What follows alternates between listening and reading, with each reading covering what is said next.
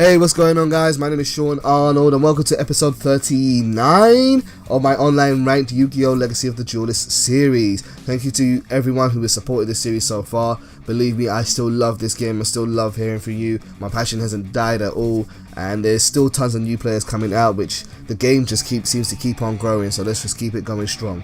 I'm doing an intro today because I wanted to give you a quick disclaimer before you see the video, in case you didn't watch episode 38. If you did, you've heard this part already, so you can just skip ahead. It's okay, don't worry.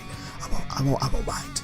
But I am just doing a voice commentary because I've been finding recently that when I've been set up to doing live commentary, I've been running into kind of unentertaining duels. So but when I am not set up to record doing live commentary, I've been doing some really good duels, and I've been going through my archives on my PS4, and I found that there's some really entertaining ones to watch, and I wanted to upload them, then do a voiceover on them, because you guys say that you still like hearing voices, you don't like just seeing gameplay, and yeah, just upload that to show that off. So I am going to be doing a voiceover this time, but I also think it's going to bring a new opportunity for my channel and for you guys, in that I would like to actually do commentary over other people's videos. And if you guys want to send me your videos, I don't know if there's a way to send them through PSN, but if you want to send them to me through my email address, which is somewhere on the channel, the arnoldslitterbox@gmail.com, or you want to send me a message on it through the comments or Twitter or PSN, I will see it somehow.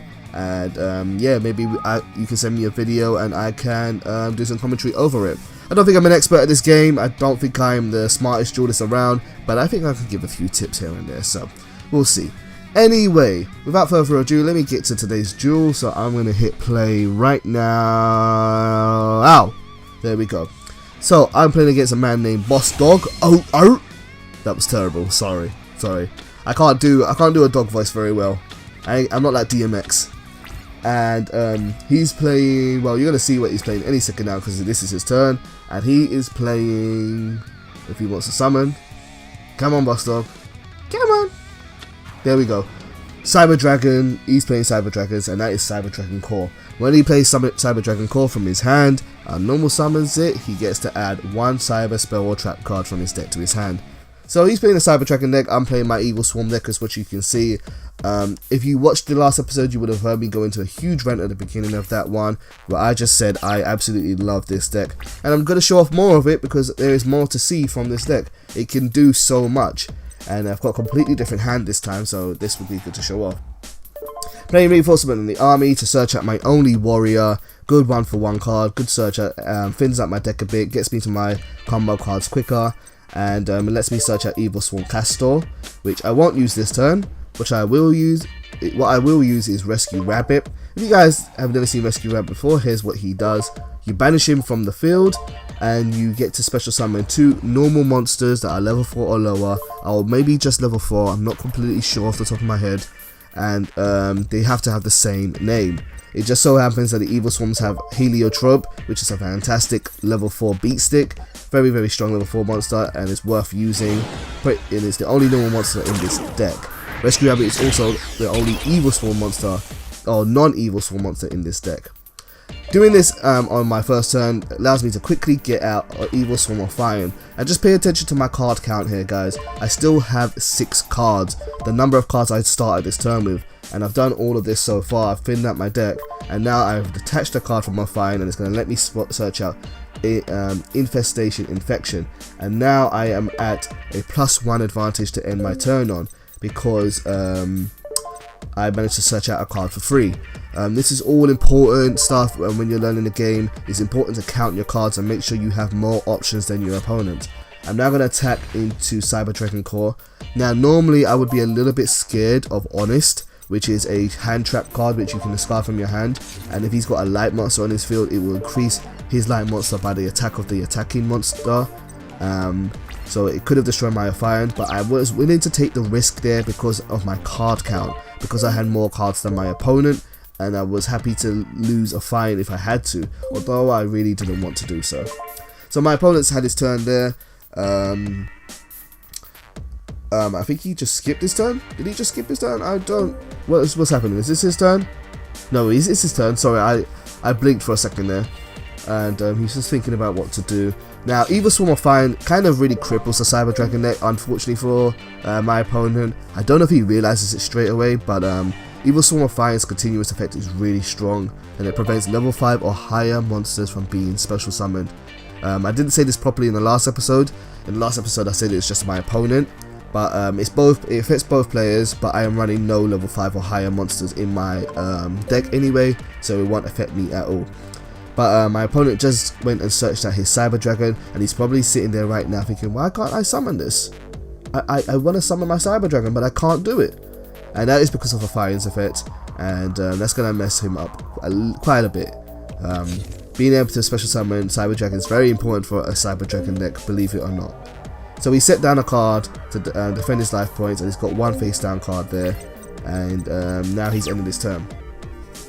Alright, so back to my turn. I've got 4 monsters in my hand, which is usually a bad thing, but not such a bad thing with Evilswarms.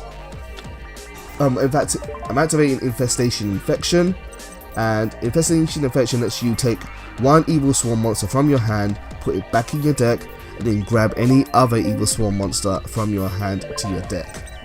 In fact, actually no, not even any other. I think you can get the same monster again if you want to. It doesn't have to go from your hand, it could go from your field. So let's say you use an effect like Carry On, and you think, okay, I've used this effect now, I don't need it anymore. Let me put him back in the deck and get out a different card, and that works really well. Using a Fire deck is now going to let me search out Infestation Pandemic, which is a card which protects all my Evilswarm monsters from being affected by spell and trap cards to the end of the turn. Really solid protection card, one of my favourite quick play spells now, just solid overall. Summoning Castor is a great card because when you summon Castor, he gives you an extra normal summon for the turn, so I can summon another Ice Swarm monster. And I brought out Evilswarm Carry On. I explained what this does in the last duel, but just in case you haven't seen it. Carry On banishes one monster from your graveyard to take another monster to your hand, and I've just banished one Heliotrope to add one to my hand.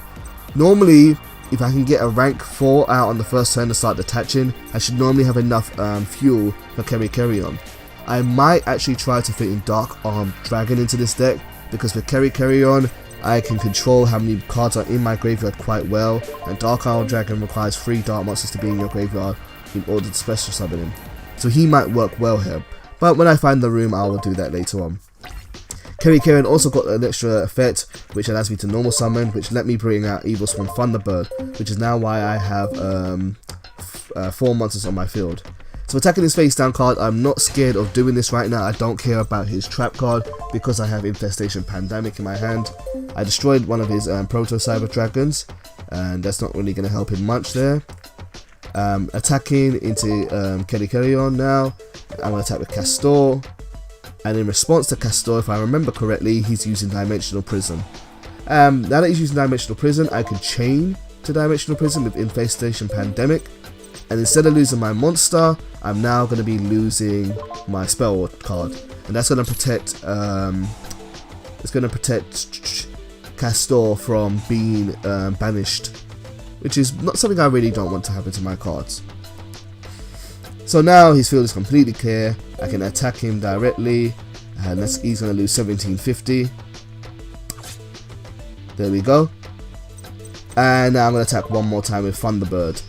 Thunderbird is a really solid Evilswarm card in case you guys haven't seen it before.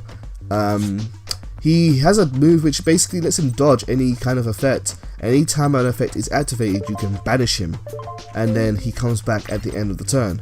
No, in the next standby phase following the time that you banished him.